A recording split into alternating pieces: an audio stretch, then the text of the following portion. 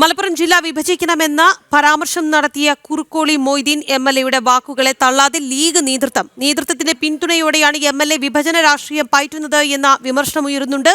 മതമൗലികവാദ സംഘടനകളായ SDPI അടക്കമുള്ളവരായിരുന്നു മുൻപ് മലപ്പുറം ജില്ലാ വിഭജന ആവശ്യവുമായി രംഗത്ത് എത്തിയിരുന്നത്. വിവരങ്ങളുമായി ശിവദാസ് കന്മനം ചേരുന്നുണ്ട്. ശിവദാസ്, എന്തായാലും ലീഗിന്റെ ഒരു നിലപാട് എന്താണ് എന്നുള്ളത് വ്യക്തമാകുന്നുണ്ട്. വിവരങ്ങൾ.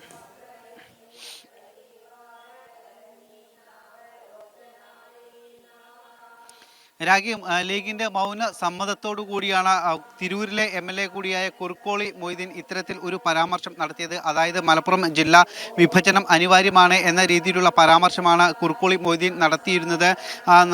മലപ്പുറം ജില്ലയിൽ കൂടുതൽ ആളുകൾ ഉണ്ട്, ജനവാസം കൂടുതലാണ്, അതുകൊണ്ട് തന്നെ വിഭജനം അനിവാര്യമാണ്.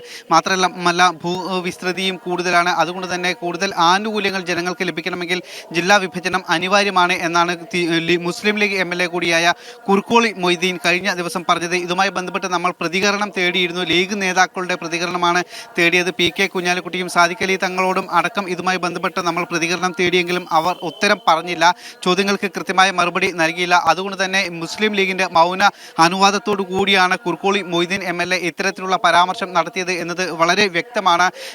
മുസ്ലിം ലീഗ് ഇതുമായി ബന്ധപ്പെട്ട് നേരത്തെ പരസ്യ പ്രസ്താവനകളൊന്നും തന്നെ നടത്തിയിരുന്നില്ല. മതമൗലികവാദ സംഘടനകളായിരുന്നു SDPI, ജമാഅത്തെ ഇസ്ലാമി പോലുള്ള മതമൗലികവാദ സംഘടനകളാണ് മലപ്പുറം ജില്ലയെ വിഭജിക്കണം എന്ന ആവശ്യവുമായി രംഗത്ത് വന്നിരുന്നത്. ഇപ്പോഴും അവർ ആ ആവശ്യവുമായി മുന്നോട്ട് പോവുകയാണ്.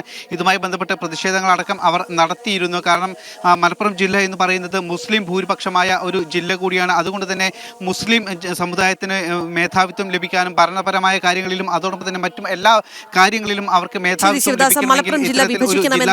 അനിവാര്യമാണ് എന്നൊരു നിലപാടായിരുന്നു വാക്കുകളെ ലീഗ് നേതൃത്വം തള്ളുന്നില്ല എന്നുള്ളതാണ്. പല നേതാക്കളോടും ജനം TV പ്രതികരണം ആരാഞ്ഞു, പക്ഷേ അവരൊന്നും തന്നെ കൃത്യമായ ഒരു പ്രതികരണം ഈ വിഷയത്തിൽ നടത്താൻ തയ്യാറല്ല എന്നുള്ളതാണ്. ശിവദാസ് കന്മനമാണ് വാർത്തയുടെ വിശദാംശങ്ങൾ നൽകിയത്.